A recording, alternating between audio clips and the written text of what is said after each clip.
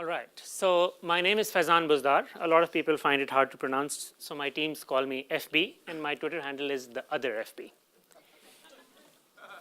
I am a senior director at Box, looking after our machine learning initiatives and our platform strategy around integrations.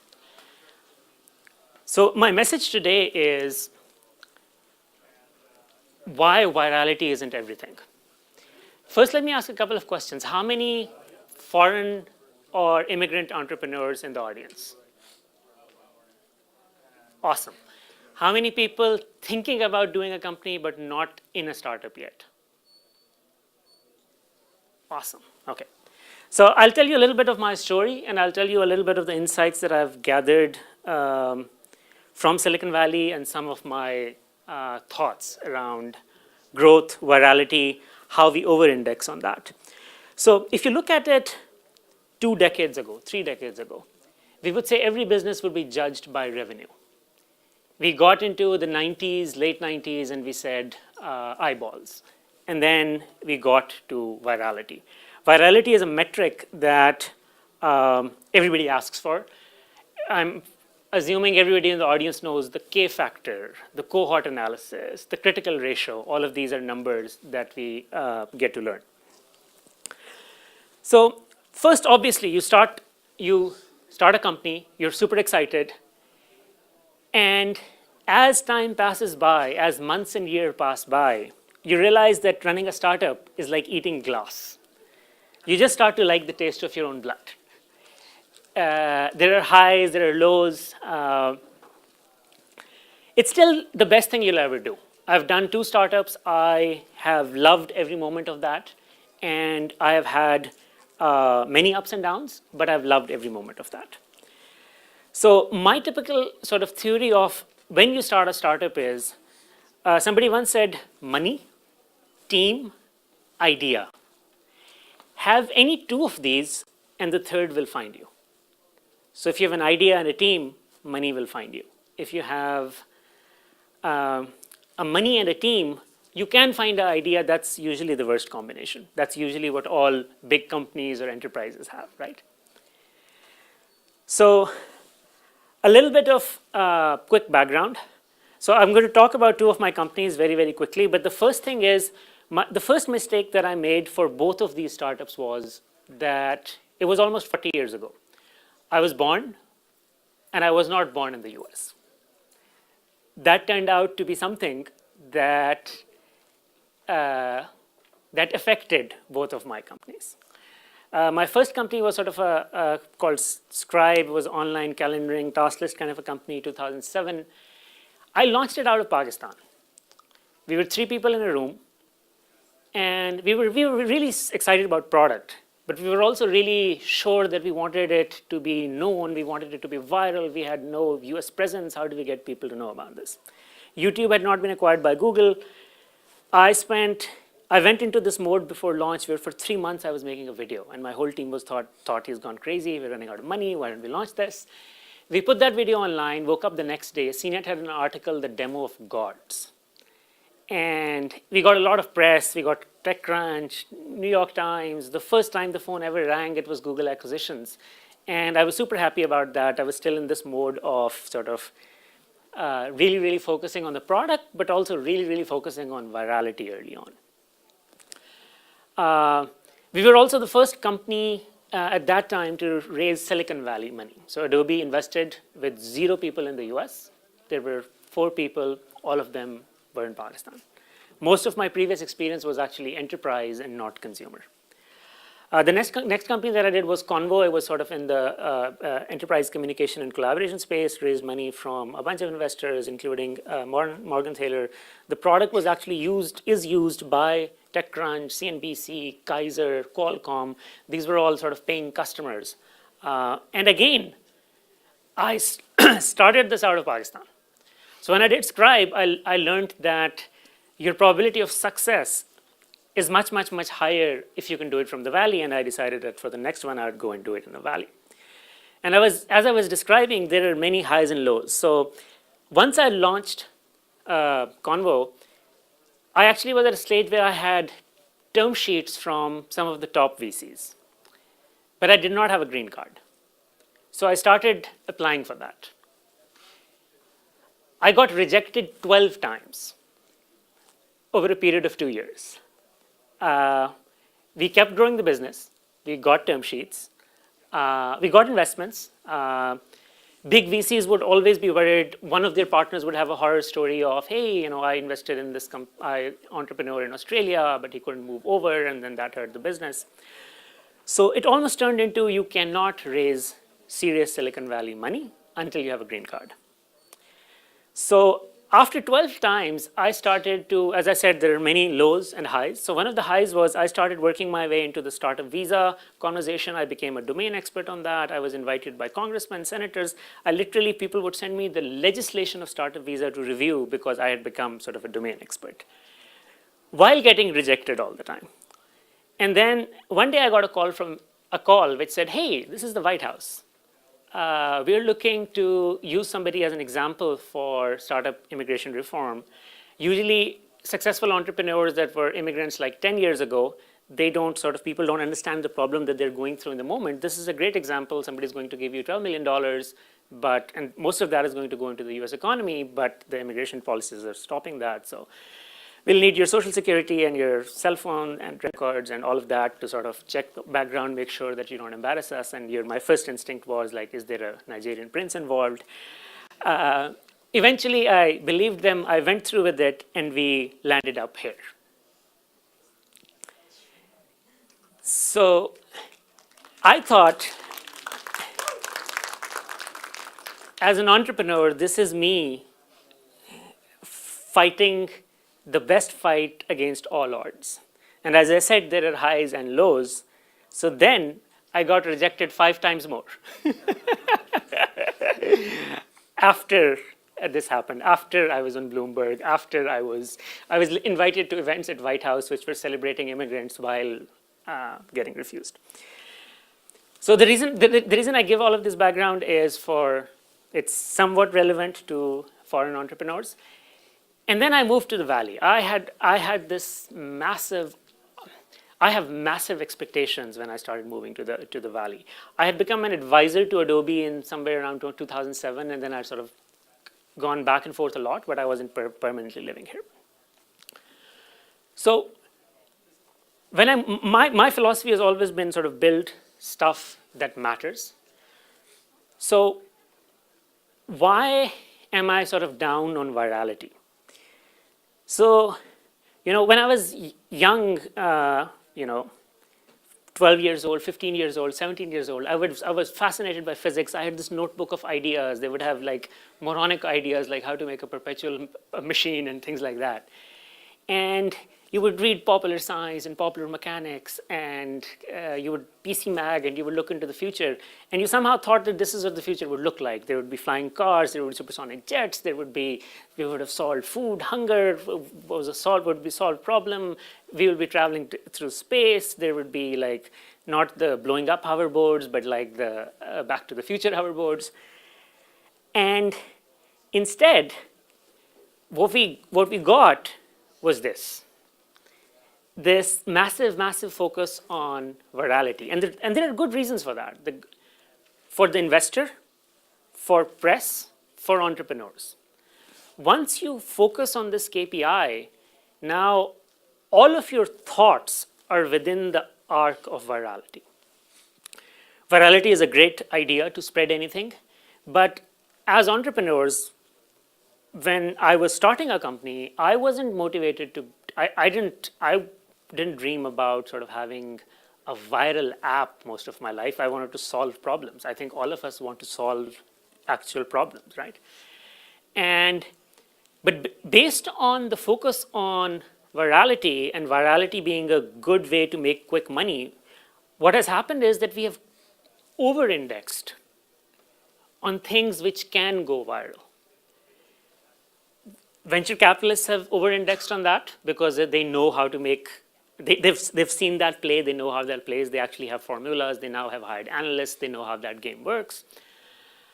Press loves it. Press loves it because they don't have to go out there and do deep stories. If if there are 1 billion users of Facebook and I post about Facebook, I'll get some readers. If there is a story that's going viral anyways and I sort of hitch my ride on that without doing a lot of sort of investigative reporting, that's awesome. Entrepreneurs sometimes are attracted to that just because they think it's going to be a good, quick hit. But once you start focusing on virality at any cost, we as product managers make mistakes. We as founders make mistakes. We prioritize the wrong thing. And then even if we are successful, that focus on just virality ends up here. So while you're building the company, if you're really, really focused on Secret was awesome. It started out and it was sort of super viral. It raised a ton of money. Juicero was, I mean, everybody knows that story. And they were able to sort of hype that up, build some viral stories around that. We have had the Live Spring Water story.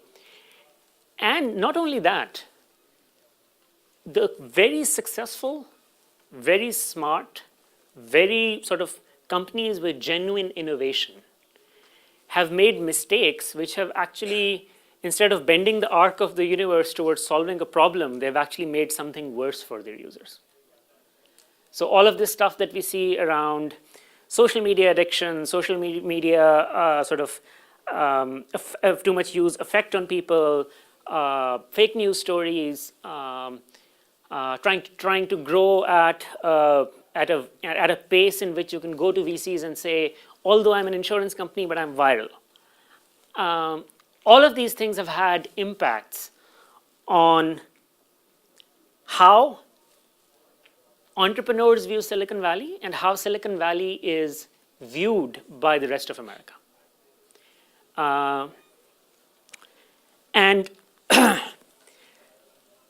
And that basically means that a lot of times you as startup founders will be in meetings with your team, with your advisors, with your investors. I have actually advised 2 companies who actually made it to Y Combinator. Both of those products had no business being viral. But just before their sort of Y Combinator admission conversations, the conversations that I was having with them were really, really focused on, hey, how do I, like, I know what problem I'm trying to solve, but I really am trying to figure out virality. And sometimes the thing that you're trying to make just is not viral. You're supposed to, when you make it, you'll be solving a problem. And for that problem, you'll get growth. And out of that growth, you will have a good business. Some people have continued to focus on really, really big problems and are setting an example that you can still do that. We all saw the awesome launch and the landing of these rockets. And there are people who will invest in that, but they are much less than the people who are looking for the next Instagram. They're much less than the people who are looking for the next WhatsApp. And that's why, as you look at it, you will probably see us tech entrepreneurs over-indexed on photo sharing apps, messaging apps. The communication and social networking problem, in my view, whatever sort of, there has been a big bump in what humanity needed, and that problem has been solved. But still, as you look at the best of minds, we continue to focus on that because that's sort of a formula that is much more visible to us. All of these companies have gone through cycles where people stopped believing in them, where the problem that they were trying to solve was really, really hard. Sometimes it would take years, if not decades. It took a really, really long time for investors in the world to believe in them. People would be down on Amazon. People are still down on Tesla sometimes. And they solved key market problems, massive market problems, which required massive innovation, massive operational excellence, and they sort of built on that. And what I would love to see is more of us entrepreneurs doing more of that. And that was sort of one message that I wanted to deliver. And the reason is basically just that as I look at the last 2 years, most entrepreneurs that come to me for advice, it seems that they're looking to fit virality into their story although it does not fit the market problem that they're trying to solve. And the market problem is a genuine problem, and they can solve it, and they can create a story which is without virality and go out there and raise money. So, which actually leads to this phenomenon that you can actually name a ton of apps in the human engagement space. You can name a ton of apps in photo sharing. You can name a ton of apps in messaging. You can name a ton of apps in social networking. And if you look at Silicon Valley's promise of sort of bending the arc of the universe and moving humanity forward, if you look at these areas, you will find much less companies than the rate of innovation needed there. Transport has largely been static. Like since the time that we've had Boeing airplanes, it has largely been static. Healthcare, it's very, very hard to innovate in. People are trying, but there hasn't been as much innovation.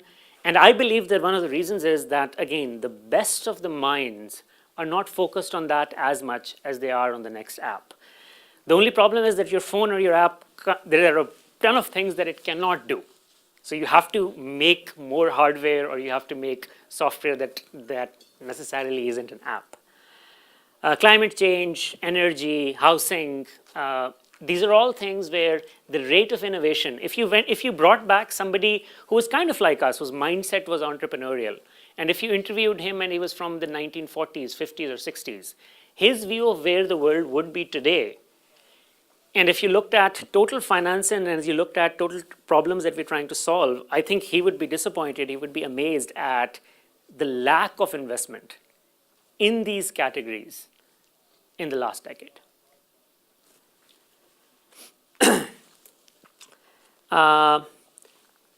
Two or three more sort of quick lessons which aren't necessarily about virality. So you'll go to VCs, they will ask for virality. They will try a formula that worked sometime before. If radio ads worked for a company for them before, they might ask for that. If virality worked for a company before. But just keep this in mind. If you're genuinely trying to solve a market problem, you should know your product better than anyone. You can have advisors, you can have VCs, but unless you have that voice very strong inside of you, which has purpose and which is going to solve a problem that you are uniquely aware of, uniquely passionate about, make sure that you don't lose that voice as you hear the noise within Silicon Valley. Silicon Valley is an awesome place. I moved here. I still would recommend any startup that is doing stuff and wants to move here. I would recommend that highly.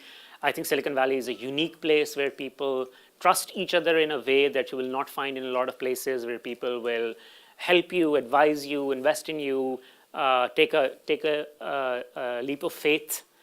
But I would say that I've also been through experiences where I would say, don't always buy the hype. As you start to find people, whether they're investors, board members, advisors, trust, but also verify. Don't be lazy about doing background checks. Don't be lazy about finding out what the other companies that they've invested in or advised and think about them. Or you will regret it, which I have had occasion to. So that was my sort of message around some of my experiences as an immigrant startup founder, and some of my experiences around which metrics to focus on, irrespective of what time pressure, what time pressure there is. In fact, I would probably predict that from this generation of entrepreneurs, just like you reached a point where there were O'Reilly books around the K factor and cohort analysis and critical ratios, there will be new metrics that emerge as entrepreneurs start to focus on things which are not just social engagement projects. That is all that I have. Any questions? I'll just give a little quick background on what the things that I'm doing and why I think of these more. I'm at Box. I own machine learning. machine learning, especially around enterprise SaaS solutions, vertical solutions in enterprise that actually work. So machine learning is actually the kind of thing where you have a lot of hype. There's a lot of things that are hyped up, but it takes a ton of work to figure out solutions that actually work for the market. So we did some announcements in October, and from like audio intelligence to something that actually solves problems for a call center and people will pay tons of money for. From just pure basic image scanning to scanning driving licenses and being able to, Uber being able to use that. That process was actually guided by trying to not just use the hype, but actually be able to put sort of product value in and be able to move in that. I actually tried to figure out what the reverse of virality would be, and I started getting engaged with the charity, which is about children education. And I actually had a board meeting this weekend, and I was really forcefully saying one of their core ethics is humility. And I wanted to give this example because it's counter to what I've been saying. And these guys, I think, are being hurt by humility. Like according to a professor at UC Berkeley, this is the number one education startup out there. Every 10 days, they make a new school. Every 10 days, they make a new school. And their rate of operationalization going from 5 schools to 14,000 and having that repeatable process has been awesome, but it's been sort of hard to, it's been hard because they actually have this core ethic, which is humility. With that said, any questions? Very creative name of Twitter. Thank you. All right, if there are no questions, thank you for your time.